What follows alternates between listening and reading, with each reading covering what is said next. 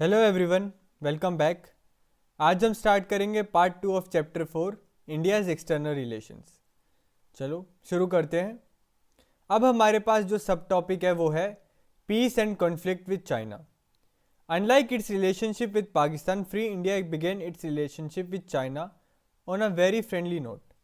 अब आपको पता होगा, जैसे ही हम पाकिस्तान के साथ आज़ाद हुए, पहले तो हमारे उसके साथ लड़ाई हुई हमारे यहाँ की मेजॉरिटी ने उनकी माइनॉरिटी को मारा और उनकी मेजॉरिटी ने हमारी माइनॉरिटी को मारा। ठीक है। उसके बाद 1948 के ऊपर कश्मीर के ऊपर भी हमारे और पाकिस्तान की लड़ाई हुई। मगर कॉन्ट्रैरी टू इट सॉरी, चाइना और हमारे रिलेशन, जो इंडिपेंडेंट इंडिया और चाइना के रिलेशन थे, वो बहुत अच्छे थे। क्यों? क्योंकि ब्रिटिशर्स के टाइम पे चाइना और हमारे बीच में कहीं ना कहीं, मतलब ब्रिटिश इंडिया और चाइना के बीच में कहीं ना कहीं दिक्कतें रहती थी। तो ये चाइना भी कम्युनिस्ट चाइना बना था 1948-49 में, और हम भी इंडिपेंडेंट हो गए थे, तो दोनों देश एक दूसरे को अच्छे नज़रे से देखते थे। ठीक है। आफ्टर द चाइनीज रेवोल्यूशन 1949, वही 49 में, India was one of the first countries to recognise the communist government. अब उस टाइम पे जो देश थे वो बटे हुए थे, एक ये लेफ्ट विंग था और एक ये राइट विंग वाला था। तो राइट विंग वाले देश इन लेफ्ट विंग वाले देश को रिकॉग्नाइज नहीं करते थे जल्दी से। मगर India was one of the first nation जिसने कम्युनिस्ट चाइना को एक्सेप्ट किया था कि हाँ, ये एक इंडिपेंडेंट नेशन है इंटरनेशनल लेवल पे। ठीक है। Nehru felt strongly for his labours that was coming out of the shadow of western domination and helped the new government in international fora। अब नेहरू जी, हमारे दयालु नेहरू जी को चाइना के लिए बहुत अच्छा लगता था कि चाइना आज़ाद हो गया, चाइना वेस्टर्न डोमिनेशन से बाहर आ गया, चाइना में कम्युनिस्ट रेवोल्यूशन आ गया, और चाइना आज हमारा जो साथी है, हमारा जो नेबर है, ये एक स्ट्रॉन्ग नेशन की तरह उभर रहा है। तो नेहरू जी बहुत खुश थे। मगर जो नेहरू जी के कलीग्स थे, उनके साथ वाले थे, जैसे कि वल्लभ भाई पटेल, उनको टेंशन थी कहीं ना कहीं, बिल्कुल सही टेंशन थी कि चाइना आज तो हमारे साथ अच्छे रिलेशन बना के रखा हुआ है, मगर कल को यही होगा जो हम पे हमला करेगा। ठीक है। Like Vallabh bhai Patel were worried about a China's aggression in future. पर नेहरू जी कहते थे, आप ऐसे ही सोच रहे हो, खाम खा सोच रहे हो, ऐसा कुछ नहीं होने वाला, और चाइना तो हमारा बहुत अच्छा दोस्त है, हमारा यार दोस्त है, ये हम पे क्यों ही हमला करेगा। इसीलिए नेहरू जी की इसी दरिया दिली की वजह से, इसी दोस्ती के चक्कर में, चाइना के जो बॉर्डर थे वो हमारी मिलिट्री नहीं गार्ड करती थी, पैरा मिलिट्री फोर्स गार्ड करती थी, आर्मी ना गार्ड करके। ये याद रखना कि कौन गार्ड करता था, paramilitary force in place of army.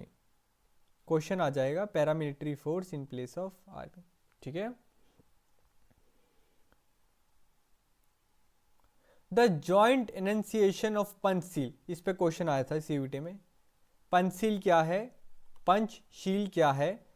It is 5 principles of peaceful coexistence. अब पंचशील एक डॉक्यूमेंट था जो इंडिया के प्राइम मिनिस्टर नेहरू ने और चाइनीज प्रीमियर जोहू एनलाइन ने 29 अप्रैल 1954 को साइन किया था। Is that clear? पंचशील एक डॉक्यूमेंट है जिसमें 5 पॉइंट है। देखो, नाम में ही पंच है, यानी 5 पॉइंट है जिस पे दोनों देश एग्री करते हैं। और ये डॉक्यूमेंट साइन किसने करा था? हमारे यहाँ से नेहरू जी ने, और उनके यहाँ से उनका प्रीमियर, उनका हेड होता है, जोहू एनलाइन ने। कब किया था? 29 अप्रैल 1954 को। अब मैं इसकी एक बहुत इंटरेस्टिंग बात बताता हूँ। इसमें 5 प्रिंसिपल तो थे ही, वो प्रिंसिपल क्या आप सर्च करना, ताकि आपको ये चीज़ दिमाग में बैठ जाए। एक दो एग्जांपल दे देता हूँ। जैसे इसमें 5 प्रिंसिपल में था कि आप हमारे इंटरनल बॉर्डर्स में नहीं दखल अंदाजी दोगे, हमारा सपोर्ट करोगे इंटरनेशनल लेवल पे, ऐसी चीज़ें थी। मगर इसमें एक इंटरेस्टिंग चीज़ थी, जहाँ तक मुझे याद है, 1954 में जो डॉक्यूमेंट साइन हुआ, इसमें ऐसा था कि 8 साल तक हम एक दूसरे के बॉर्डर्स में, मतलब अटैक नहीं करेंगे, ऐसा करके कुछ तो था। तो 1954 से 8 साल क्या होते हैं? 1962 जैसे ही इस चीज़ की वैलिडिटी ख़त्म हुई कि हाँ अब अटैक कर सकते हैं, उसी साल चाइना ने हमारे ऊपर अटैक कर दिया था अक्टूबर में। ये चीज़ याद रखना, ये चीज़ एक बार वेरीफाई कर लेना। ठीक है। ये मुझे भी थोड़ा धुंधला धुंधला याद है। तो पंचशील पे आ जाते हैं।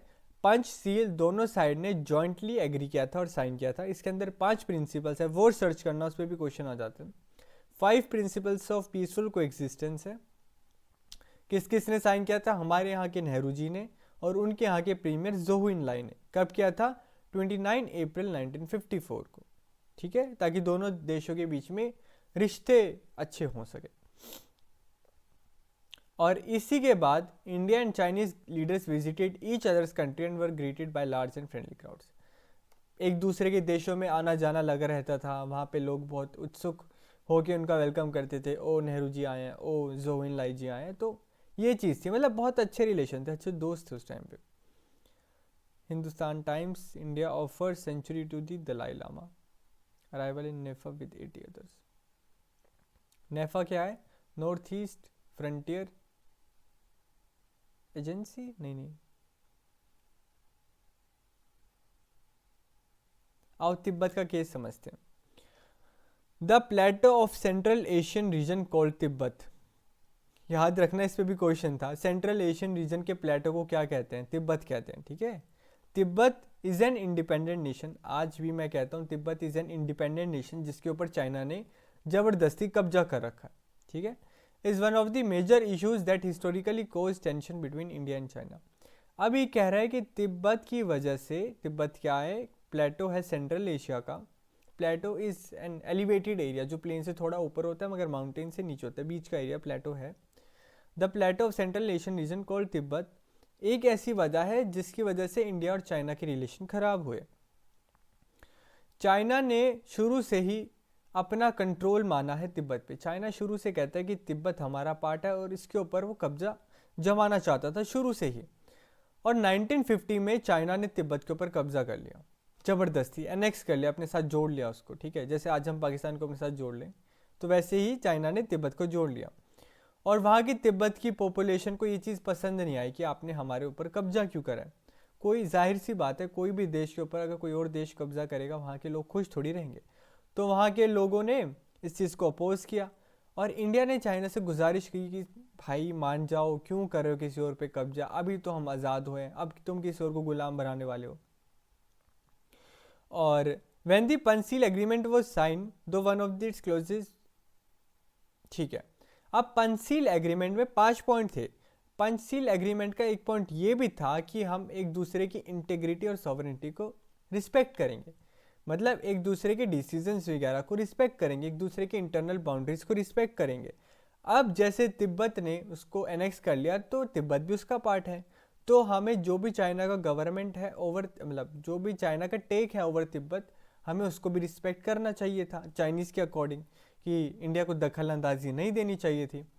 मगर हमारे यहाँ के नेताओं ने क्या किया?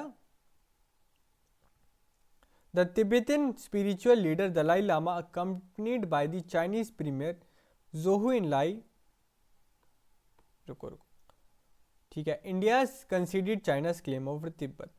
The Tibetan spiritual leader Dalai Lama, accompanied by the Chinese Premier Zhou Enlai, during the official China visit to India in 1956, ठीक है। अब ज़ोहू एनलाई जी हमारे पास आए, हमारे देश में आए 1956 के अंदर, ठीक है। 6 साल के बाद 1950 में कब्जा हुआ, और कब इंडिया आए? 1956 में। उनके साथ कौन आया? दलाई लामा। उन्होंने नेहरू जी को बताया कि हम पे कितना जुल्म उठाते हैं, हमें कैसे दबा के रखा है ये वो, और नेहरू जी को सब बताया कि हमारे तिब्बत में क्या क्या बुरे हालात है, कैसे ये। आपको पता है चाइना ने क्या किया था?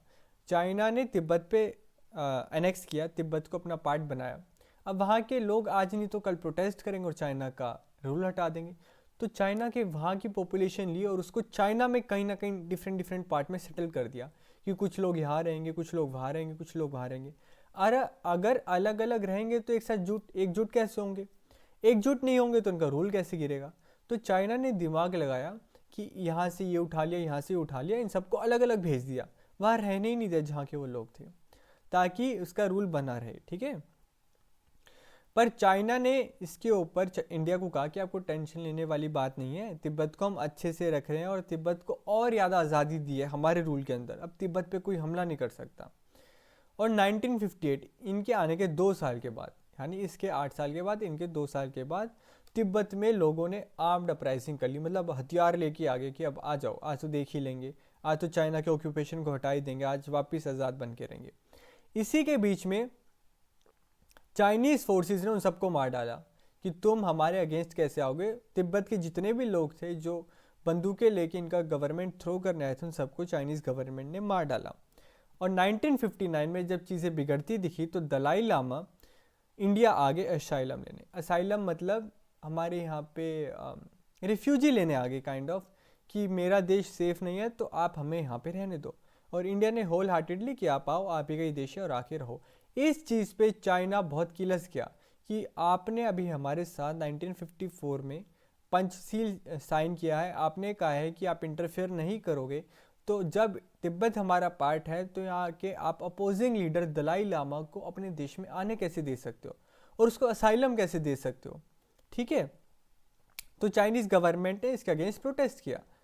और over the last half century a large number of Tibetans also सोटफी, वो कह रहा है कि इसके 50 साल बाद तक भी तिब्बतियन आज तक इंडिया में आते रह रहे हैं। ठीक है, क्योंकि वहाँ पे चाइनीज़ गवर्नमेंट का रूल बहुत बेकार है। In India particularly in Delhi there are large settlements of Tibetan refugees. कह रहे दिल्ली में तिब्बतियन रिफ्यूजीज़ की सेटलमेंट ज़्यादा है। ठीक है, कहाँ पे है? दिल्ली में है, दिल्ली में रहते हैं ये। धर्मशाला हिमाचल प्रदेश में रहते हैं, ये लार्जेस्ट है।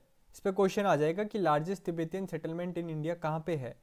धर्मशाला इन हिमाचल प्रदेश में है। ठीक है, और दलाई लामा जी भी धर्मशाला में रहते हैं। 1950s 1960s में many political parties leaders in India including the socialist party supported. ठीक है, कह रहे हैं कि 1950s और 1960s में बहुत ही ज़्यादा पॉलिटिकल पार्टीज और लीडर्स ने साथ दिया था नेहरू जी का कि आप बिल्कुल ठीक करें और हमें सपोर्ट करना चाहिए तिब्बत का चाइना से आज़ाद होने में, क्योंकि हम नैम के मेंबर थे। हम इस फोर्सफुल ऑक्यूपेशन के या फिर फोर्सफुल एनेक्सेशन के बिल्कुल खिलाफ थे। हम नहीं चाहते थे कोई देश किसी और देश पे कब्जा करे। तो हमारी पार्टी, सोशलिस्ट पार्टी और जनसंघ, सब ने कहा कि तिब्बत को आज़ादी मिलनी चाहिए। ठीक है, China had created the Tibet autonomous region which is integral part of China. अब चाइना कहता है कि तिब्बत एक ऑटोनोमस रीजन है, आज़ाद रीजन है, मगर चाइना का उसके ऊपर कंट्रोल है। ठीक है, Tibetans oppose the Chinese claim that Tibet is a part of Chinese territory. अब तिब्बत वाले कहते हैं कि तुम हमें ऑटोनोमस रीजन अपने देश में क्यों बना रहे हो? हम अलग से ही एक इंडिपेंडेंट नेशन है, हमारी अलग से ही पावर है। They also oppose the policy of bringing in to Tibet more and more Chinese settlers. यही मैंने आपको बताया था। अब इन्होंने तिब्बत के लोग उठाए और उसको चाइना में फैला दिया और चाइना के लोगों को तिब्बत में ला दिया, ताकि अपने देश के सगे लोग यहाँ पे रहें जो प्रोटेस्ट होने से बचाएं। ठीक है, और यही चीज़ तिब्बत वालों को पसंद नहीं है, तिब्बतियंस को पसंद नहीं है। तिब्बतियंस dispute चाइना's claim that autonomy is granted to the region. They think that China wants to undermine the traditional religion and culture of Tibet. अब तिब्बत वाले कह रहे हैं कि ऑटोनॉमी देना तो इनका बहाना है, ये हमारे कल्चर और रिलीजन को दबा के रखना चाहते हैं चाइनीज़ कल्चर और रिलीजन के अंदर। ठीक है, समझ गए? आप ही समझा लेता हूँ, एक बार समराइज करते हैं इसको। तिब्बत का क्या डिस्प्यूट है? तिब्बत एक प्लेटो है सेंट्रल एशिया में जो एक ऑटोनॉमस रीजन था, मगर 1950 में चाइना ने इसके ऊपर हमला किया, इसको एनेक्स किया और इसको अपना पार्ट बना लिया। 1956 में जब जोहू इनलाई और दलाई लामा इंडिया आए तो दलाई लामा ने बताया कि कैसे ये चाइनीज़ गवर्नमेंट हमें दबा के रखती है। इसके 2 साल बाद 1958 में वहाँ के जो तिब्बतियन लोग थे उन्होंने चाइनीज़ गवर्नमेंट को ओवरथ्रो करने के लिए आर्म्ड अपराइजिंग मतलब बंदूकें उठा ली कि आज तो इनका रूल ख़त्म करेंगे। ठीक है, अब 1959 में अगले ही साल दलाई लामा इंडिया आ गए। ठीक है, दलाई लामा इंडिया आ गए और उनको हमारे देश वालों ने असाइलम दे दिया। अब इस चीज़ से चाइनीज़ गवर्नमेंट, चाइना के जो नेता थे वो नाराज़ हो गए कि आपने अभी हमारे साथ पंचशील साइन किया है और अभी आप ये हमारे देश के एंटी चाइनीज़ गवर्नमेंट के लोगों को असाइलम दे रहे हो।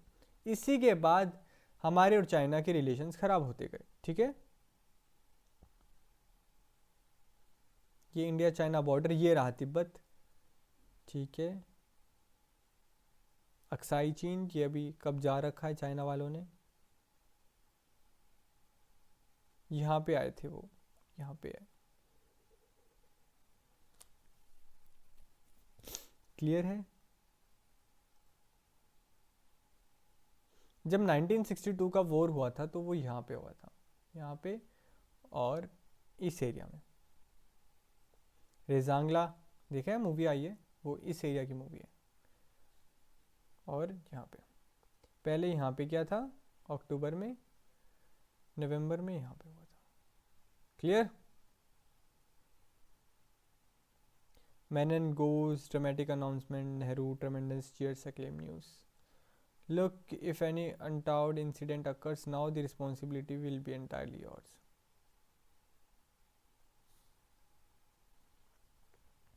Border disputes 1960. Nehru and Mao seized home. Futile. ठीक है, कहाँ है 1962 4 कहाँ है? ये रहा। हिंदी चीनी बाय बाय 1962। आओ, ये सारे तो पोस्टर्स है, तो देख लेना बुक में। अभी टेक्स्ट समझते हैं। वी के Krishna Menon, diplomat, minister, active in labour party UK, ये वो, ये याद रखना। Indian high commissioner in UK, UN में डेलीगेशन में थे, राज्यसभा के एमपी थे और लोकसभा के भी एमपी थे, डिफेंस मिनिस्टर थे सिंस 1957 और नेहरू जी के बहुत करीबी थे। ठीक है, 1962 के वॉर के बाद इनको रिज़ाइन करना पड़ा था। वे डिफेंस मिनिस्टर थे, इंडिया बहुत बुरी तरह आ रहा था तो इन्होंने रिज़ाइन कर दिया था, या करवा दिया था, don't know. Frankly, my impression of Zhou Enlai was very favorable. The Chinese premier is, I believe, a good type of man and trustworthy. Oh my God. C. Rajagopalachari, first Bharat Ratna of India and first governor of independent India, कहते हैं कि Zhou Enlai बहुत ही अच्छे इंसान है 1956 में, और मैं बिलीव करता हूँ वो बहुत ही एक ट्रस्टवर्दी इंसान है। ट्रस्टवर्दी इंसान ने 1962 में देश की बैंड ही बजा दी हमारे। आओ समझते हैं अभी चाइना और हमारे रिलेशन कैसे ख़राब हुए। Tibet was one of the factor जो हम देख के आए हैं। ठीक है, चाइना ने तिब्बत को अनेक्स किया 1950 में और अब दोनों देश पास आ गए। पहले चाइना और इंडिया के बीच में एक देश था, और हमारी ट्रेडिशनल थ्योरीज कहती हैं कि किसी भी देश के अपने बॉर्डरिंग देश के साथ नहीं बनती। तो जब तक चाइना हमारा बॉर्डरिंग नहीं था कितनी अच्छी बनती थी। अब चाइना और इंडिया आ गए पास पास। अब चाइना की नीयत बहुत ख़राब है, वो अपने पास वाले देशों को ना धीरे धीरे करके एक्सपेंड करता है और उनकी बाउंड्रीज खाता जाता है। भी आपने देखा होगा अरुणाचल प्रदेश को क्लेम करता है, कभी अक्साई चीन वाले पार्ट को क्लेम करता है। ये क्लेमिंग, ये एनेक्सिंग, ये स्प्रेडिंग आइडियोलॉजी जो इनकी है ना, बहुत बेकार है। अब चाइना और इंडिया के बीच में कोई बफर नहीं था, दोनों एक दूसरे के नेबर बन गए थे। ठीक है, शुरू में तो इंडियन गवर्नमेंट ने इसको अपोज नहीं किया, मगर जैसे ही उनको पता चला कि तिब्बत में कैसे लोगों को दबाया जा रहा है, कैसे उनके राइट्स को दबाया जा रहा है, कैसे उनको मारा जा रहा है जो अपोज कर रहा है, तो इंडियन गवर्नमेंट को लगा नहीं यार, चाइना को तो गलत सपोर्ट दे दिया, गलत इनके साथ डील साइन कर ली।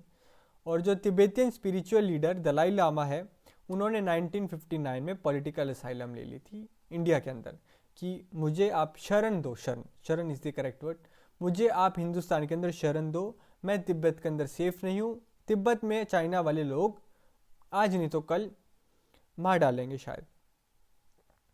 और चाइना वालों को लगा कि इसने दलाई लामा को अपने देश में, इंडिया में अगर असाइलम दी है, इट मीन्स ये एंटी चाइना है, ये हमारे देश के खिलाफ है, और ये चीज़ें अब इंडिया में शुरू होंगी, एंटी चाइना एक्टिविटीज़ अब इंडिया से शुरू होंगी। समझ गए?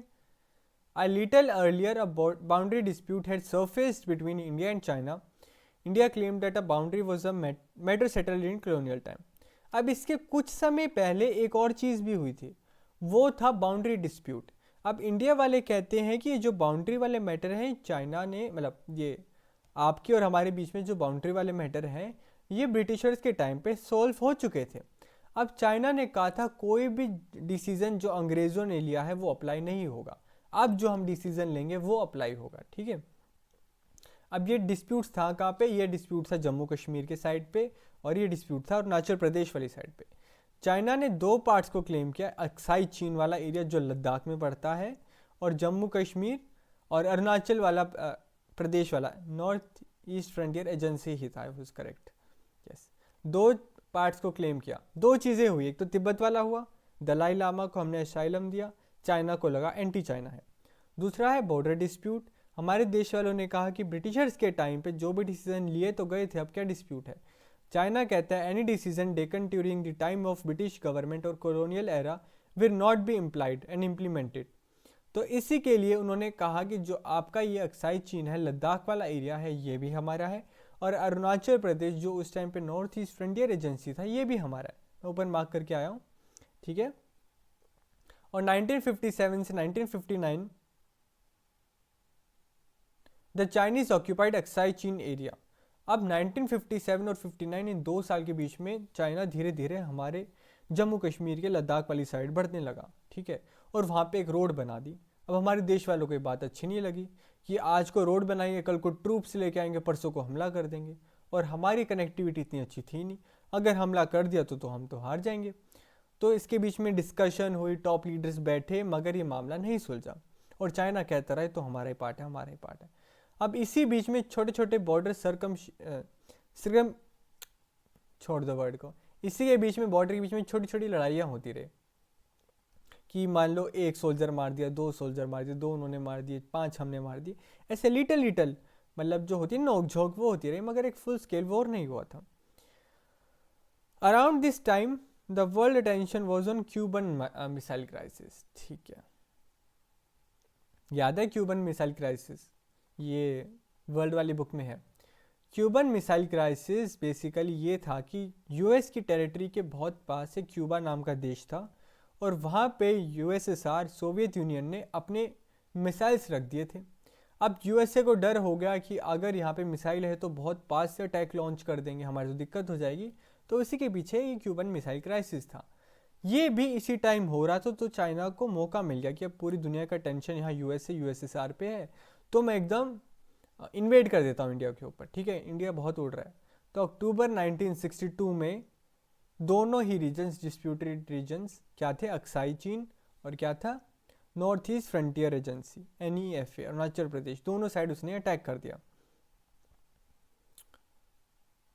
और जो पहला अटैक था उसमें अरुणाचल प्रदेश के की एरियाज को छीन लिया गया, ठीक है, और सेकंड वेव ऑफ अटैक जो था वो अगले महीने। मैंने आपको बताया पहला अटैक इन्होंने किया था अक्टूबर में, कहाँ किया था, इस वाली साइड, नॉर्थ ईस्ट वाली साइड, और वहाँ पे Arunachal Pradesh of the areas को तो पार ही करके असम के प्लेन्स तक आ गए थे, ठीक है।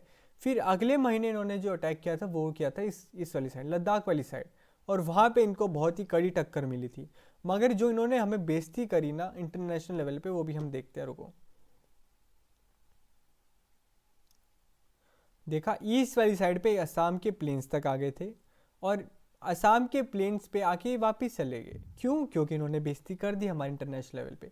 उस टाइम पे India was a major power in international relations, मगर जब देखा बाकी देशों ने ये तो अपनी टेरिटरीज, अपनी बाउंड्रीज नहीं बचा पाए, तो हमारी कहीं ना कहीं बेइज्जती हुई, हम कहीं ना कहीं उनकी नज़रों में गिर गए, ठीक है। उन्होंने यूनिलैटरल सीज फायर कर दिया और अपने सैनिकों को वापस लेके चले गए, जिसकी वजह से अब कॉन्सिक्वेंसेस यहाँ पे लिख लेना, कॉन्सिक्वेंसेस,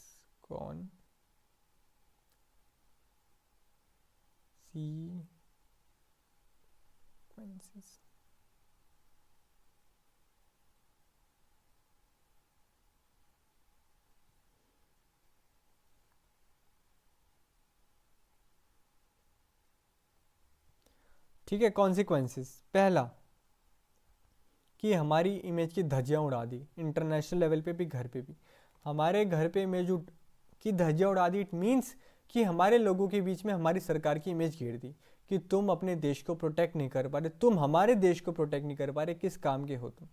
दूसरा, इंटरनेशनल लेवल पे जो हम नैम के फाउंडर थे, जो हम यहाँ पे इस चीज़ में हेल्प कर रहे थे, यूएसएसआर के साथ जुड़े हुए थे, सारी चीज़ों की धज्जियाँ उड़ा दी कि तुम किसी काम के नहीं हो, अपने देश को नहीं बचा पाए, ठीक है। इंडिया को अमेरिका और ब्रिटिश के पास जाना पड़ा था, ब्रिटिश के पास जिनसे हमने लड़के आज़ादी ली, हमें उनके पास ही जाना पड़ा कि प्लीज़ आप हेल्प कर दो, प्लीज़ हमें कुछ मिलिट्री के वेपन्स दे दो। ये वही नेहरू जी थे ना जो कहते थे कि नहीं नहीं चाइना तो बहुत अच्छा दोस्त है, तभी कहते हैं कि वर्स्ट ऑफ द सिचुएशंस के लिए रेडी रहना चाहिए। अब उनके पास जाके प्लीज़ हमें मिलिट्री वेपन्स दे दो, ये दे दो, वो दो, अमेरिका के पास ये क्वेश्चन आ जाता है। सोवियत यूनियन इस टाइम पे इंडिपेंडेंट था, सॉरी न्यूट्रल था, सोवियत यूनियन का कोई स्टैंस नहीं था कि ना हम इनके साथ हैं ना हम उनके साथ हैं। और नेशनल ह्यूमिलेशन, थर्ड पॉइंट, पूरे देश के आगे हमारी बेइज्जती हो गई। And some of the top army commanders either resigned और वर रिटायर्ड। फोर्थ, जो आर्मी कमांडर्स थे या तो उन्होंने रिजाइन कर दिया या फिर वो रिटायर हो गए थे। डिफेंस मिनिस्टर जो हमारे थे VK कृष्णा मेनन, उनको कैबिनेट छोड़नी पड़ी, और नेहरू जी के खुद ही इमेज जो थी पार्लियामेंट के अंदर वो गिर गई। उनको क्रिटिसाइज किया गया और चाइनीज़ इंटेंशंस और मिलिट्री प्रिपेयर्डनेस पूरी नहीं थी, इसके लिए उनको क्वेश्चन किया गया। और पहली बार भारत के इतिहास में नो कॉन्फिडेंस मोशन आया, मगर ये चीज़ कभी pass, no confidence motion pass नहीं हुआ, मगर पहली बार आया था। बहुत इंपॉर्टेंट क्वेश्चन है। When was the first time no confidence motion came in India? During 1962 war के टाइम, ठीक है। और इसके बाद जो इलेक्शन हुए थे उसमें कांग्रेस ने लोकसभा की कुछ सीटें हारी। अब कॉन्सिक्वेंसेस ये मैंने पढ़ के बता दिया, अब आपको एक्सप्लेन करता हूँ। पहला, वॉर हारे तो हमारे देश के अंदर बेइज्जती हुई, लोगों के आगे सरकार की बेइज्जती हुई। दूसरा, हमें गिड़गिड़ाना पड़ा बाकी देशों के आगे कि प्लीज़ आप हमें वेपन्स दो, ये दो, तो इंटरनेशनल लेवल पे बेइज्जती हुई। सोवियत यूनियन न्यूट्रल था, नेशनल ह्यूमिलेशन का हमें सामना करना पड़ा कि बेइज्जती हुई। चाइना ने इतना प्रोपोगेट किया कि अपने आप को बचा नहीं पाए, मगर चाइना ने कभी ये बात नहीं बताई कि रिजांगला की वॉर हुई, इतने इंडियन सोल्जर्स ने इतने चाइनीज़ सोल्जर्स को मार डाला, कि कैसे हमने डिफेंड किया। ये चीज़ कभी बाहर ही नहीं आने दी, ठीक है। पीआर बहुत अच्छा खेला था उन्होंने। और हमारे आर्मी कमांडर्स ने या तो रिज़ाइन कर दिया या रिटायर हो गए। हमारे defence minister V Krishna Menon को भी कैबिनेट से बाहर निकाल दिया गया, निकल गए या फिर। पहली बार भारत के इतिहास में नो कॉन्फिडेंस मोशन आया। No confidence motion is government has to prove कि उनकी मेजॉरिटी है लोकसभा में। ये पास नहीं हुआ, गवर्नमेंट की मेजॉरिटी थी, मगर फिर भी एक बारी इमेज पे क्वेश्चन मार्क आ गया। और इसके बाद कांग्रेस लॉस्ट सम की इलेक्शंस टू लोकसभा। 5 पॉइंट है, 5 याद कर लेना। और धीरे धीरे political mood of the country began to change. I heard it from my grand mother father. Nehru ji cried in public when Lata Mangeshkar sang ए मेरे वतन के लोगों आफ्टर द 1962 वॉर। हो सकता है।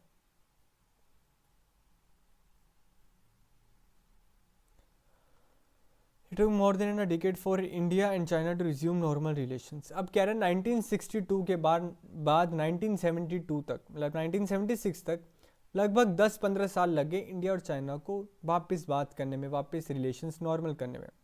1976 में दोनों देशों के बीच में डिप्लोमेटिक रिलेशंस आ गए थे।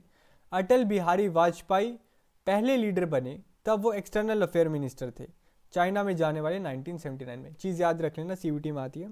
Who was the first external affair minister या फिर who was the first top level leader to visit China after Indo-China War?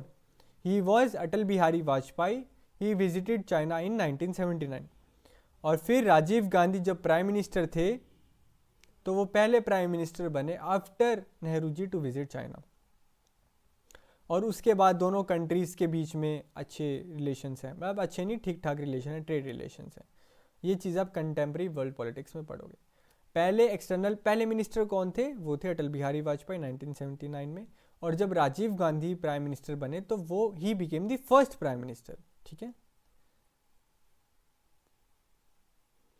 The Sino Indian conflict affected the opposition as well. This and the growing rift between China and the Soviet Union created irreconcilable differences within the Communist Party of India. अब आपको पता होगा China और Soviet union के भी उस time पे कलेश चल रहे थे। मैंने कहा था ना चाइना बहुत एक्सपेंशनिस्ट है, तो चाइना ने अपने सोल्जर्स या फिर अपने जो सिविलियंस हैं उनको सोवियत यूनियन बॉर्डर के पास लाना शुरू किया और धीरे धीरे उन बॉर्डर्स को क्लेम करना चाहा या फिर उन बाउंड्रीज को क्लेम करना चाहा जिस पे सोवियत यूनियन का इतना कंट्रोल नहीं था। तो इनके बीच में एक लड़ाई भी हुई थी और सोवियत यूनियन और कम्युनिस्ट चाइना के रिलेशंस ख़राब हो गए थे। अब इसी चक्कर में हमारी जो पार्टी थी कम्युनिस्ट पार्टी ऑफ इंडिया, एक तो ये सोवियत यूनियन और चाइना के रिलेशन ख़राब है और ऊपर से हमारी चाइना के साथ लड़ाई हो गई। इसकी वजह से communist Party of India divide हो गए। अब जो पार्ट इनका प्रो USSR था, प्रो रशिया वाला जो पार्ट था, USSR वाला जो पार्ट था, वो बन गया CPI, जो CPI नाम है वही रहा। और जो प्रो चाइना वाला पार्ट था वो बन गया CPIM, यानी communist Party of India Marxist. ये स्प्लिट कब आया? 1964 के अंदर। जो प्रो USSR था वो बन गया CPI और प्रो जो चाइना था वो बन गया CPIM। In the wake of China war many leaders of what became CPIM were arrested for being pro China. अब जब वॉर हुई तुम उसी देश को सपोर्ट करो जो देश हमारी बेइज्जती कर रहा है, हमारे लोगों को मार रहा है, हमारे सोल्जर्स को मार रहा है और इतनी बुरी तरह से हमारी बेइज्जती कर रहा है, तो इसी वजह से जो लीडर्स उस देश को सपोर्ट करते हैं उनको अरेस्ट कर लिया गया। क्या गलत किया? सही तो किया। The war with China altered the Indian leadership to the volatile situation in the north east region. अब हम हारे, ठीक है, मगर आप अपनी बाउंड्रीज को डिफेंड नहीं कर पा रहे, इस वजह से नॉर्थ ईस्ट के रीजन जो थे वहाँ के लोग वो हमारी लीडरशिप से बहुत नाराज़ थे कि आप हमारी प्रोटेक्शन नहीं सही से कर पा रहे, तो हम कैसे आप पे विश्वास कर लें। और क्या दिक्कत थी, आइसोलेटेड थे, अंडर डेवलप्ड थे, सरकार इन पे ध्यान ही नहीं देती थी। और ये नेशनल इंटीग्रेशन और पॉलिटिकल यूनिटी पे भी सवाल था कि एक एरिया है वो आपके देश का इंटीग्रल पार्ट है, आपका सपोर्ट करता है, वहाँ के लोग अपने आप को इंडियंस मानते हैं, इंडियन हैं, थे और रहेंगे, आप उनको डेवलपमेंट पे ध्यान नहीं दे रहे, उनको आइसोलेटेड रखा हुआ है, आप उनके अपॉर्चुनिटीज़ नहीं दे रहे, जब उन पर अटैक हो रहा है आप उनको बचा नहीं पा रहे, तो वो नाराज़ नहीं होंगे तो क्या होंगे, ठीक है। और इसी के बाद वहाँ पे रीऑर्गेनाइजेशन स्टार्ट हुआ, नॉर्थ ईस्ट फ्रंटियर एजेंसी, फिर नागालैंड 1963 में बना, फिर असम के ये हुआ, मणिपुर, मेघालय 1973 1987, उसकी रीऑर्गेनाइजेशन स्टार्ट हुई, ध्यान आया कि हाँ ये भी तो हमारे देश के हिस्से हैं, ठीक है। नागालैंड स्टेट बना, मणिपुर, त्रिपुरा, यूटी बने और अपनी लेजिस्लेटिव असेंबली इलेक्ट करने का उनको अधिकार दिया गया। अब पाकिस्तान जी, ये तो हमारे ही हैं, अखंड Bharat. Wars and peace with Pakistan. In the case of Pakistan the conflict started just after partition over the dispute of Jammu and Kashmir. कह रहे हैं कि चाइना के साथ तो हमारे इनिशियली अच्छे रिलेशन थे, मगर जम्मू एंड कश्मीर के साथ हमारे रिलेशन शुरू से ही बेकार है। पार्टीशन हुआ, उसके बाद जो क्राइसिस आया वो सबने देखा चैप्टर 1 में। 1948 में भी हमारी पाकिस्तान के साथ लड़ाई हो गई, वो हम चैप्टर 7 में देखेंगे। 1947 में भी लड़ाई हुई थी, मगर वो प्रॉक्सी वॉर थी, ठीक, छोटी वॉर थी, but this didn't turn into full war. छोटी वॉर थी, वो कभी बड़ी स्केल वॉर नहीं टर्न हुई। 1948 वाली बड़ी स्केल वॉर थी। ये इशू हमारे नेहरू जी यूएन ले गए और पाकिस्तान क्रिटिकल फैक्टर बन गया, और यूएस और चाइना भी, ठीक है। अब 1947-48 में हमारी पाकिस्तान के साथ लड़ाई हुई, नेहरू जी इस चीज़ को यूएन ले गई कि हम लड़ाई नहीं करेंगे, हम पीसफुली रिजॉल्व करेंगे, मगर UN that time was supported by USA. USA में यूएन है तो यूएन ऑफ कोर्स ही बात है कि यूएसए का साथ देगा, मगर यूएसए पाकिस्तान के साथ था, तो हमने कहीं ना कहीं यूएन जाके गलती करी थी इस टाइम पे। पाकिस्तान, यूएस और चाइना क्रिटिकल फैक्टर बन गए इंडिया से रिलेशन में। इन तीनों के साथ हमारे रिलेशन शुरू से अच्छे नहीं है, यूएस, पाकिस्तान और चाइना के साथ। The Kashmir conflict did not prevent cooperation between the governments of India and Pakistan. अब कह रहे हैं कि जो 1948 में कश्मीर के ऊपर लड़ाई हुई, इसकी वजह से इंडिया और पाकिस्तान के कोऑपरेशन में कोई दिक्कत नहीं आई। हम इसके बाद भी पाकिस्तान के साथ कहीं ना कहीं डील करते थे, कोऑपरेट करने की पूरी कोशिश करते थे, मगर वो कुत्ते की दुम है, मानता ही नहीं है कभी। Both the governments work together to restore the women abducted during partition to their original families. अब दोनों सरकारों ने कोशिश की कि जिन महिलाओं को उठा लिया गया पार्टीशन के टाइम पे, उनको उनकी ओरिजिनल फैमिलीज पे लौटा दिया जाए। वर्ल्ड बैंक ने इंडस वाटर ट्रीटी को, ये चीज़ याद करना, it was one of the most successful treaty till 2025। जब तक ये ऑपरेशन सिंदूर नहीं हुआ, तब हमने इंडस वाटर ट्रीटी को कैंसिल कर दिया। इंडस वाटर ट्रीटी साइन कब हुई थी? 1960 में। साइन किसने कराई थी? वर्ल्ड बैंक ने। इसमें जो 6 रिवर्स है, इंडस, सतलुज, रावी, बीस, झेलम, चेनाब, ये 6 रिवर्स हैं, इनको 3-3 में डिवाइड किया गया है, राइट बैंक और लेफ्ट बैंक। 3 रिवर्स दी गई है पाकिस्तान को और 3 रिवर्स दी गई इंडिया को, समझ गए।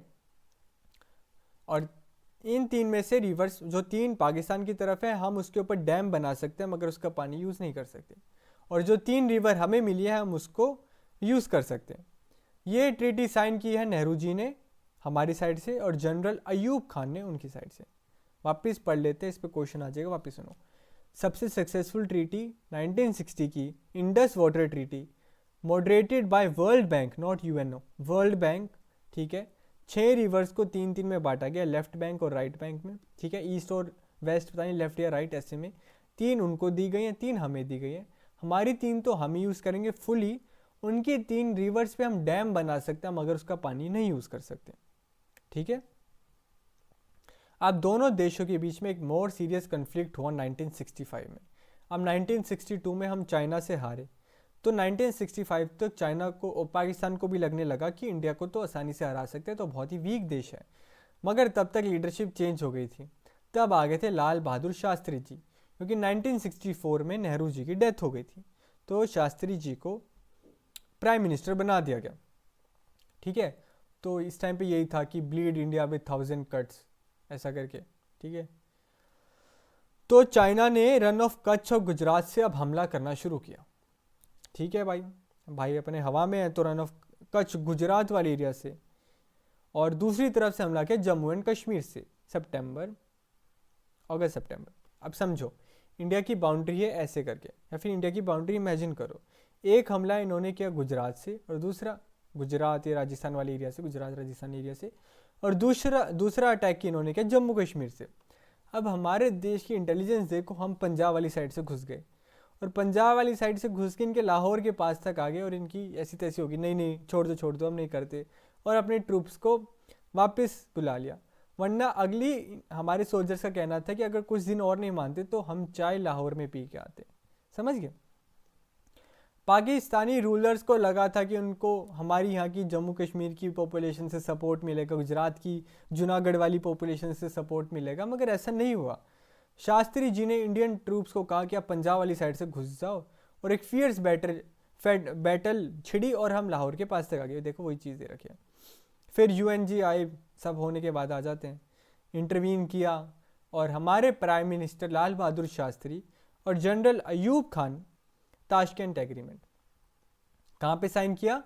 सोवियत यूनियन में। कब? जनवरी 1966। इसकी डेट थोड़ी कॉन्फ्लिक्टेड है, 10 जनवरी, 11 जनवरी, 9 जनवरी, पता नहीं। समझ गए? लड़ाई हुई 1965, गुजरात वाली साइड से, रन ऑफ कच्छ वाली साइड से आए, कश्मीर वाली साइड से आए। हमारे शास्त्री जी ने कहा पंजाब वाली साइड से चले जाओ। हम उनके लाहौर के पास तक चले गए, उनको डर लगा, उन्होंने सीज फायर कर दिया कि भाई हम हार मानते, गलती हो गई, दोबारा नहीं होगा। अब हर एक वॉर के बाद एक पीस एग्रीमेंट होता है कि हाँ समझौता हो गया, दोनों के बीच में अमन है। तो ये पीस एग्रीमेंट ना पाकिस्तान में करा सकते थे ना हिंदुस्तान में, तो यूएसएसआर ने कहा, उस टाइम पे कोल्ड वॉर था, तो मैं अपनी डोमिनेंस बनाने रखने के लिए यहाँ पे कराता हूँ। अब यहाँ जो Tashkent was a part of USSR. मेरा क्वेश्चन है, Tashkent is the capital of which USSR country? 15 देशों से बना है ना यूएसएसआर, तो किस देश का ताशकेंट कैपिटल था? ठीक है, ये चीज़ सर्च करना। तो जनवरी 1966 में अयूब खान ने और हमारे शास्त्री जी ने साइन किया, और उसके अगले ही दिन हमारे शास्त्री जी की डेथ हो जाती है। Don't know how. Though India could not inflict considerable military loss on Pakistan, the 16 war was added to India's already। ठीक है, कुड इन्फ्लिक्ट, ठीक है। अब ये कह रहा है कि हिंदुस्तान ने पाकिस्तान के ऊपर बहुत ही गंदा हमला किया और उसको हरा दिया, मगर 1965 की वॉर की वजह से हमारे देश की इकोनॉमिक सिचुएशन ख़राब हो गई। 62 में वॉर लड़ा, 65 में वॉर लड़ा, इसी की वजह से जो 66 में हमारा 3rd 5 ईयर प्लान था वो 3 साल डिले हुआ था। याद है? 3 एनुअल प्लान्स लास्ट चैप्टर में पढ़ा। ठीक है, चलो।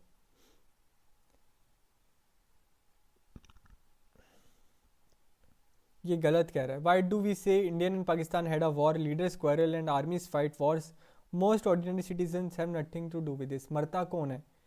ठीक है, और जो आपको पता है, ये जो कहते हैं कि पूरा देश खराब नहीं होता, पाकिस्तान के कुछ लोग खराब है या फिर इनके लीडर्स खराब है, मेरी मान्यता है, ओपिनियन है कि डेमोक्रेसी है।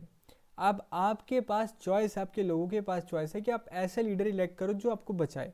अब आपने ऐसा लीडर इलेक्ट किया जो लड़ाई झगड़े में विश्वास रखता है, तो भुगतोगे तो आप ही, क्योंकि वोट तो आप ही ने किया है। फिर बाद में ये क्यों कहते हैं कि ordinary citizens have nothing to do with this? Ordinary citizens have very much to do with it. क्यों इलेक्ट करते हो ऐसे लीडर्स को जो अमन शांति नहीं चाहते?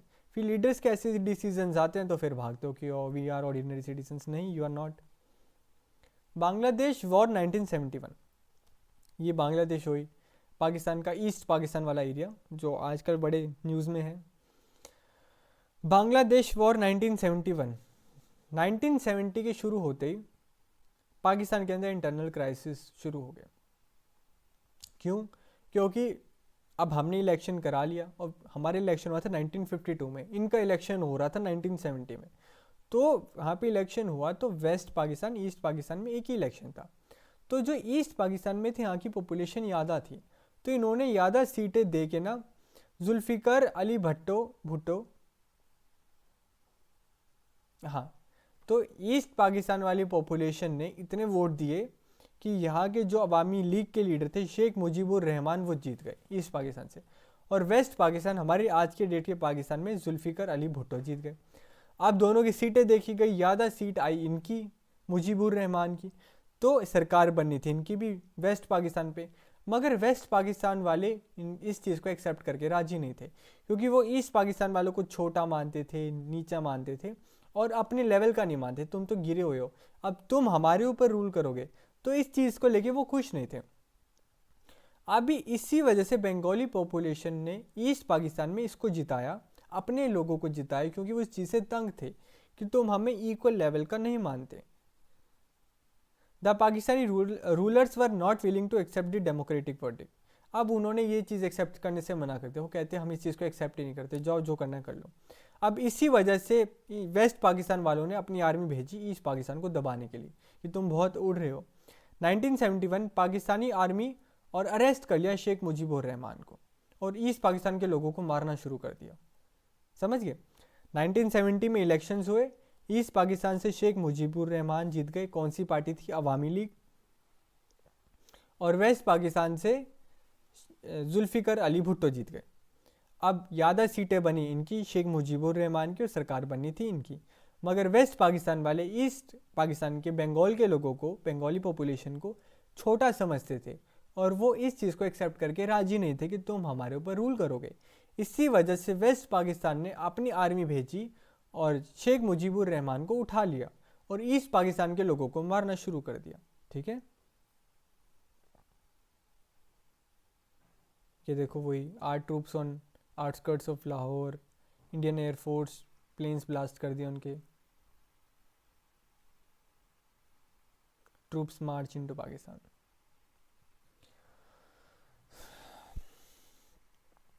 अब इसी के खिलाफ में ईस्ट पाकिस्तान के लोगों ने, बांग्लादेश के लोगों ने कहा कि हमें आपसे अलग होना है, हमें बांग्लादेश बना दो, और 1971 में इंडिया को भुगतना पड़ा। करीब करीब 80 लाख रिफ्यूजी ईस्ट पाकिस्तान से भाग के हमारे यहाँ आ गए। लड़ो तुम, भुगतो तुम, भुगते मतलब लड़ो तुम, करो तुम, भुगते हम। ठीक है, आपस में लड़ झगड़ रहे हो, तुम्हें आज़ाद कर दिया, फिर तुम्हें इंडिया में आना है। आज तक भी डेट में हम इन बांग्लादेशी या फिर बांग्लादेशी लोगों की वजह से परेशान है। 80 लाख लोग आपस में लड़ झगड़ के हमारे पास आ गए। अब इंडियन गवर्नमेंट को कुछ तो एक्शन लेना था कि तुम लड़ रहे हो और दिक्कतें हमें ले रही है, तो पाकिस्तान को सपोर्ट कर रहा था उस टाइम पे US and China. And the US China rapprochement that began in late 1960s result in a realignment of force in. ठीक है, अब यूएस इंडिया के अगेंस्ट था क्योंकि इंडिया ने नैम को लीड किया था। पाकिस्तान तो हमारे अगेंस्ट था ही, चाइना के साथ हमने वॉर लड़ ली थी। अब इन तीनों का एक अलाइनमेंट बन गया, तीनों हमारे अगेंस्ट आ गए। तब यूएस चाइना ने धीरे धीरे करके पाकिस्तान के साथ अच्छे रिलेशन बनाना शुरू किया। अब Henry Kissinger, US president Richard Nixon के जो एडवाइज़र थे, वो सीक्रेटली पाकिस्तान गए और पाकिस्तान से सीक्रेटली चाइना गए ताकि तीनों को एक बॉन्ड बना रहे, पाकिस्तान चाइना यूएसए का, जुलाई 1971 के अंदर। अब इस चीज़ को इंडिया ने देखा कि यार यूएसए वाला हेनरी किसिंगर, रिचर्ड निक्सन का एडवाइज़र आ रहा है, पाकिस्तान चाइना जा रहे जुलाई के अंदर, और यहाँ पे ये लोग हमारे यहाँ आ रहे हैं, तो हमारे ऊपर कहीं अटैक ना करने वाले हो। तो इस चीज़ को काउंटर करने के लिए सोवियत यूनियन के साथ हमने ट्रीटी साइन कर लिया अगस्त 1971 में कि आपके ऊपर जो भी हमला होगा वो हमारा हमला होगा। मतलब अगर आप पे कोई हमला करेगा हम आपके साथ में आएंगे, और हमारे ऊपर कोई हमला करेगा तो आप हमारे साथ आ जाना। तो treaty assured India of Soviet support if any मतलब if the country face any attack. वही अगर आप पे हमला होता है तो हम आपके साथ खड़े होंगे। और कुछ महीनों के बाद दिसंबर में 1971 में अटैक हो जाता है। क्यों? क्योंकि पाकिस्तानी एयरक्राफ्ट इस बारी कहाँ से आते हैं? पंजाब और राजस्थान से। पिछली बारी कहाँ आते? गुजरात, और पहले आए थे गुजरात और जम्मू कश्मीर से, जब हमने बीच से घुस के मारा। अब बीच से आए थे जम्मू, कहाँ से? पंजाब और राजस्थान से। और हमारी आर्मी कहाँ से गई? नहीं सही, उनके एयरक्राफ्ट आए पंजाब और राजस्थान से, और उनके ट्रूप्स आए जम्मू कश्मीर से। उन्होंने इस बारी सारी एरिया कवर कर लिए। तो उनके हमने सबसे पहले एयरफोर्स को तबाह किया, फिर नेवी को तबाह किया, फिर आर्मी को वेस्टर्न और ईस्टर्न फ्रंट पे भी दोनों तरफ से तबाह कर दिया। और वहाँ के लोग हमारी आर्मी को देख के बहुत खुश हुए, और हमने उनके 90,000 लोगों को सरेंडर करा दिया। कहाँ पे? ढाका में। सबसे बड़ी आर्मी कैप्चर आज तक की डेट की थी वो ये थी। इस पहले कहाँ से आए थे? पहले आए थे गुजरात से और जम्मू कश्मीर से। इस बार ही आए थे वो वेस्ट में आए थे वो राजस्थान से, और ट्रूप्स एयरक्राफ्ट आए थे, उनके ट्रूप्स आए थे जम्मू कश्मीर से।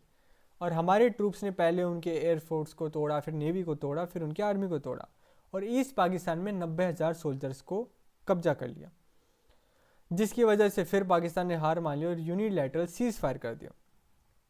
इसके बाद फिर एक एग्रीमेंट हुआ था, इस एग्रीमेंट का नाम था शिमला एग्रीमेंट, साइन हुआ था इंदिरा गांधी और जुल्फिकार अली भुट्टो के बीच में।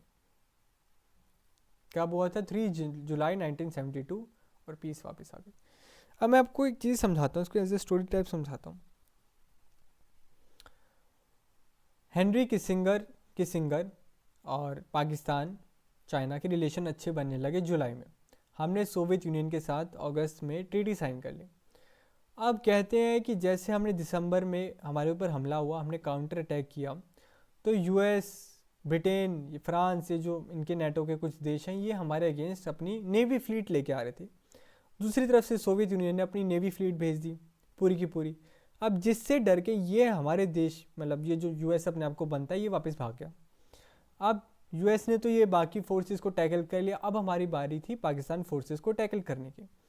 अब हम जोश जोश में आते हैं और हमारे राजस्थान, पंजाब और इंडिया के जम्मू वाली साइड से आने लग जाते हैं। राजस्थान और पंजाब वाली साइड से इनके एयरक्राफ्ट आते हैं, ठीक है, और जम्मू वाली साइड से इनके ट्रूप्स आते हैं। पहले हम इनकी एयरफोर्स को तोड़ते हैं, फिर इनकी नेवी को तोड़ते हैं, फिर हम इनके ट्रूप्स को तोड़ते हैं, और ईस्ट पाकिस्तान में इनके 90,000 सोल्जर्स को सराउंड करते हैं। मारते नहीं हैं, इनके मन में दहशत डालते हैं कि देखो इंडियन आर्मी ये है, जिसकी वजह से वो हार मान जाते हैं। और शिमला एग्रीमेंट साइन होता है अगले साल बिटवीन इंदिरा गांधी एंड जुल्फिकार अली भुट्टो 3 जुलाई 1972, और पीस वापस रिटर्न हो जाती है, शांति, अमन। अब इंडिया में लोग बहुत खुश थे, और इंडिया की मिलिट्री प्रोवेस, हमने एक वॉर हारी 62 वाली, उसके बाद 2 जीत गए 1965 और 1971 वाली। इसी वजह से इंदिरा गांधी जी की पॉपुलैरिटी नेहरू जितनी होने लग गई, और अगले आने वाली इलेक्शंस में 1971 के लोकसभा इलेक्शंस में एक तरफा इलेक्शन जीत गए वो, क्योंकि बहुत स्ट्रॉन्ग लीडर वाली पर्सनैलिटी डेवलप कर ली थी। अब कारगिल देख लेते हैं। कारगिल 1999 LOC द्रास कसाकर। अब 1999 वाली कारगिल का वॉर पता है कैसे हुआ? मुजाहिदीन क्लेम करने वाले लोगों को, ठीक है, ये जो आज़ाद कश्मीर ये वाले लोग हैं मुजाहिदीन, ये आए छुपके सर्दियों के टाइम पे, ठीक है, और ये घुस गए हमारे इंडियन टेरिटरीज़ के अंदर। कहाँ पे? मशकोश, द्रास, कसाकर और बटालिक वाली साइड पे। और इनको सपोर्ट कौन दे रहा था? पाकिस्तानी आर्मी इनको सपोर्ट दे रही थी। जब इंडिया को पता चला तो इंडिया ने रिटेलिएट किया, जिसकी वजह से दोनों देशों के बीच में लड़ाई हुई, उसको हम बोलते हैं कारगिल कॉन्फ्लिक्ट। ये लड़ाई चली मई और जून 1999 को। जुलाई 1999 तक इंडिया ने अपने सारे टेरिटरीज को वापस कब्जा लिया, और इस टाइम तक दोनों देशों के पास न्यूक्लियर वेपन्स थे। दोनों देशों ने 1998 में, एक साल पहले, न्यूक्लियर वेपन्स डेवलप कर लिए थे। तो सारे देशों को ये था कि अगर गलती से न्यूक्लियर वेपन यूज़ कर दिया तो वर्ल्ड वॉर 3 होना तो तय है। मगर ऐसा कुछ हुआ नहीं, ये कॉन्फ्लिक्ट कारगिल तक ही लिमिटेड रही, और इसकी वजह से पाकिस्तान को कंट्रोवर्सी के बीच में आना पड़ा, और वहाँ के आर्मी चीफ ने वहाँ के प्राइम मिनिस्टर को डार्क में रखा, मतलब पब्लिकली आने ही नहीं दिया। वहाँ की आर्मी शुरू से लेके आज तक अपने प्राइम मिनिस्टर को दबा के रखती है। और उसके बाद वहाँ की गवर्नमेंट किसने अपने कंट्रोल में ले ली? Army chief general Pervez Musharraf ने। 1999 मुजाहिदीन सपोर्टेड बाय पाकिस्तानी आर्मी हमारी टेरिटरी में घुसते हैं। इंडियन आर्मी को पता चलता है। मई जून की कॉन्फ्लिक्ट थी, 2 महीने लड़ाई करने के बाद जुलाई तक हम अपनी सारी टेरिटरीज वापस उनसे ले लेते हैं। कैप्टन विक्रम बत्रा टाइप सारे सोल्जर्स ने यहाँ पे शहीदी दी, अपना लोहा दिखाया कि कितने मजबूत हैं इंडियन आर्मी वाले, और हम ये वॉर जीत जाते हैं। अब इंटरनेशनल लेवल पे दोनों देश पे सैंक्शंस लगते हैं, क्योंकि दोनों न्यूक्लियर पावर बन गए थे 1998 के अंदर। क्लियर है? और वहाँ पे कंट्रोवर्सी में आया पाकिस्तान, क्योंकि वहाँ के प्राइम मिनिस्टर को आर्मी चीफ ने, परवेज मुशर्रफ ने, डार्क में रखा था, और उसके बाद अपनी गवर्नमेंट ले आए थे। Yahya yields to Indira ends war 1971। ये देखो सैम मानेकशॉ, ये रे लेफ्टिनेंट जनरल अमी अब्दुल्ला खान नियाजी, और ये शायद जगजीत सिंह अरोरा है। 16 दिसंबर 1971 को ये साइन किया था।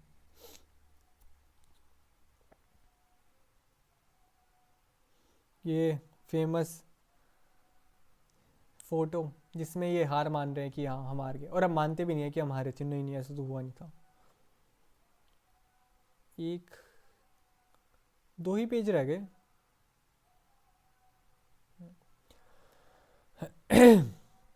अब 1971 की वॉर के बाद स्टेट इलेक्शन हुए, और जिसमें स्टेट इलेक्शन और लोकसभा इलेक्शन में कांग्रेस पार्टी मेजॉरिटी के साथ आ गई।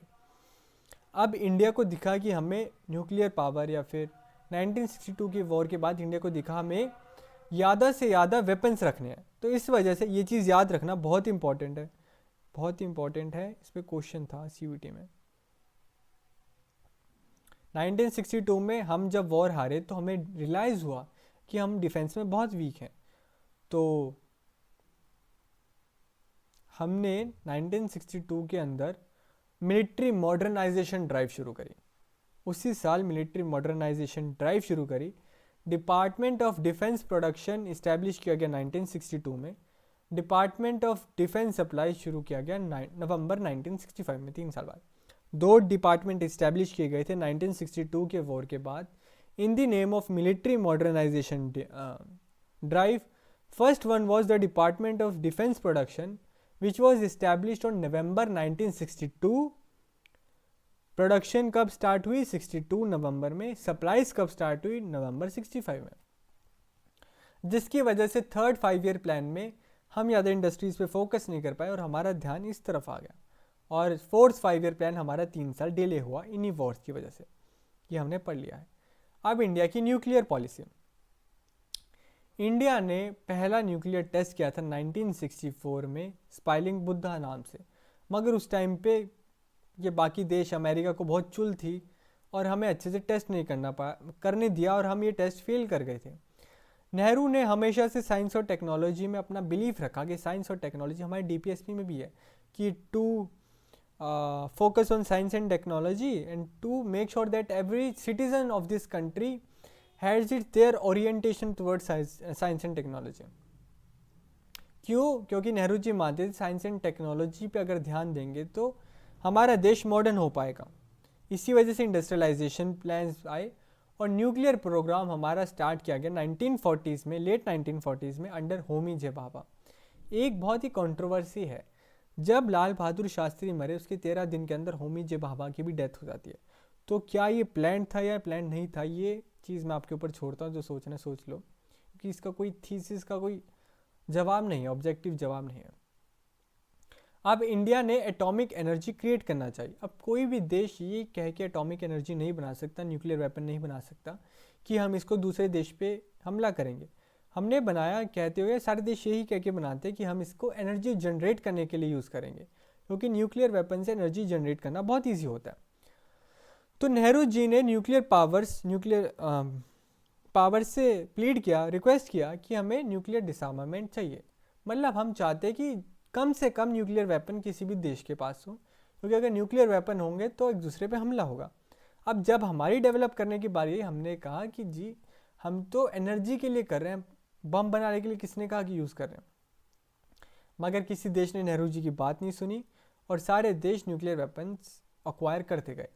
कम्युनिस्ट चाइना ने 19 अक्टूबर 1964 में न्यूक्लियर वेपन्स बना लिए, और इसके बाद 5 न्यूक्लियर स्टेट्स थी। कौन सी? USSR, US, UK, France, China. याद रखना नाम। ताइवान भी तब चाइना का हिस्सा माना जाता था, और यही 5 मेंबर थे UNSC, United nation security council को। अब इन्होंने सबके ऊपर एनपीटी थोप दी कि हम 5 स्टेट्स हैं, हमारे अलावा कोई भी एनपीटी, नॉन प्रोलिफरेशन ट्रीटी, कब आई थी? 1968 में। इसके तहत कोई और देश अब न्यूक्लियर वेपन नहीं एक्वायर करेगा। तो इंडिया ने और बाकी देशों ने इसको अपोज किया कि क्यों तुम 5 ने डेवलप कर दिया, हम डेवलप ना करें। तो इंडिया ने ये ट्रीटी कभी साइन नहीं करी। और जब इंडिया ने अपना पहला न्यूक्लियर टेस्ट किया तो उसको पीसफुल एक्सप्लोजन कहा, कि हम बम बनाने के लिए नहीं कर रहे, एनर्जी क्रिएट करने के लिए कर रहे हैं और पीसफुल पर्पस के लिए कर रहे हैं, ठीक है। The period when the nuclear test was conducted was a difficult period. अब जिस पीरियड में हमने न्यूक्लियर टेस्ट किया वो बहुत ही खतरनाक और बहुत ही मुश्किल समय था। उस टाइम पे अरब इजराइल वॉर हो रही थी, इकोनॉमिक हमारी स्लो डाउन थी, पैसे लोगों के पास थे नहीं, ऑयल शॉक था, तेल के भाव बढ़ रहे थे जिसकी वजह से इकोनॉमिक स्टेगनेशन थे। ये सब चीज़ें हम चैप्टर 6 में पढ़े थे। नेशन वाइड रेलवे स्ट्राइक थी और उसके कुछ समय के बाद आ जाता है इमरजेंसी। अब ये कह रहे हैं कि पॉलिटिकल पार्टीज में कुछ डिफरेंसेस है कि एक्सटर्नल रिलेशंस कैसे मैनेज करने चाहिए, मगर आफ्टर इंडिपेंडेंस 1962 से हमारे एक्सटर्नल रिलेशन मोर और लेस सेम ही है, ठीक है। इंटरनेशनल बाउंड्रीज को प्रोटेक्ट करना, नेशनल इंटरेस्ट को सर्व करना, यही हमारे एक्सटर्नल रिलेशंस के गोल होते हैं। 1962 से 71 तक हमने 3 लड़ाइयाँ लड़ी और फॉरेन पॉलिसी ने लिमिटेड रोल प्ले किया है पार्टी पॉलिटिक्स में, तो बहुत इजी था, ठीक है। 1968 की एनपीटी नॉन प्रोलिफरेशन ट्रीटी को हमने अपोज किया। क्यों? क्योंकि ये कुछ देशों को न्यूक्लियर वेपन रखने दे रहा था और बाकियों को लेजिटिमाइजली नहीं रखने दे रहा था, ठीक है। और 1995 तक इसी का ही एक अपग्रेडेड वर्जन आया जिसका नाम था CTBT, comprehensive test ban treaty. उसको भी हमने साइन करने से मना कर दिया।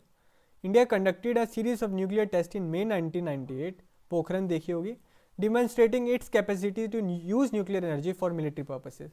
अब जब हमने न्यूक्लियर वेपन डेवलप कर लिया, हमने कहा कि अब सारे देश वाले संभल के रहना, हम इस न्यूक्लियर वेपन को मिलिट्री पर्पसेस के लिए भी यूज़ कर सकते हैं।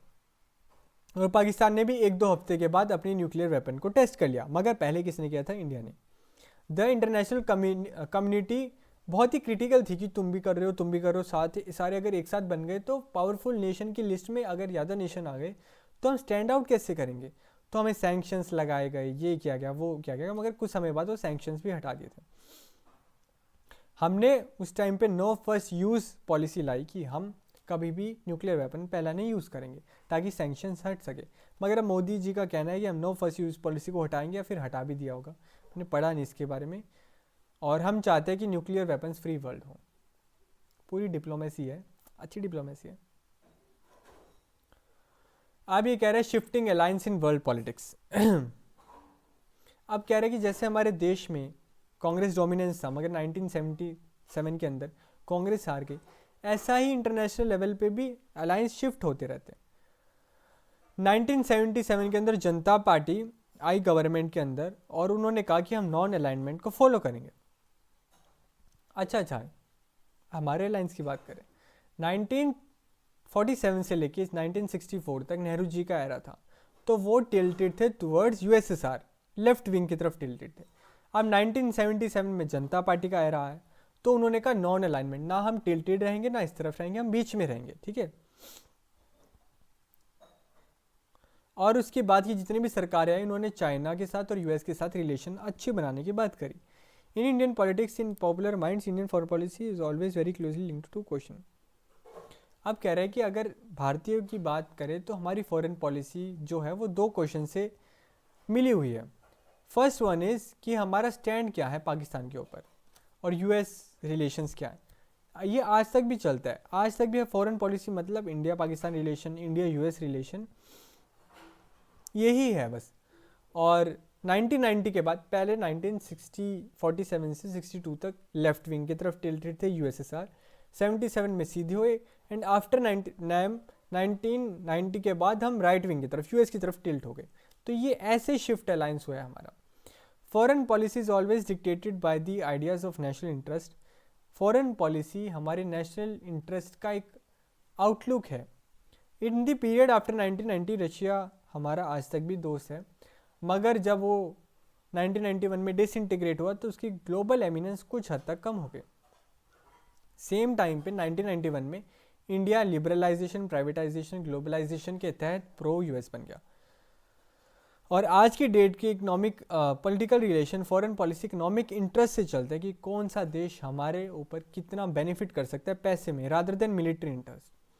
एट द सेम टाइम हमने इंडिया पाकिस्तान के साथ रिलेशन भी अच्छा करना चाहा। कश्मीर आज भी दोनों देशों के बीच में एक इशू है, मगर इसको नॉर्मल करने के लिए बहुत ही चीज़ें की गई है। अब इस क्या क्या किया गया, एक बस सर्विस चलाई गई थी, ट्रेन सर्विस चलाई गई थी, कभी कभी अब तो रोक दी गई है। फिर आपने देखा भी होगा बस जीटी रोड के ऊपर आगे पीछे 2 पुलिस जिप्सी, उसके अंदर पाकिस्तानी को इंडिया घुमाया जाता था ताकि दोनों के देशों के बीच में कल्चरल एक्सचेंज हो। ट्रेन एंड बस सर्विस देखा आ गई। This has been a major achievement. ठीक है, अब जब से दोनों देश न्यूक्लियर वेपन पावर बने हैं तब से हमने डिसाइड किया है कि हम एक दूसरे पे आधा हमला नहीं करेंगे। बैक एक्सरसाइज के क्वेश्चन है, बहुत ईजी है। Thank you for watching this video. अब कल मिलते हैं अगले चैप्टर में।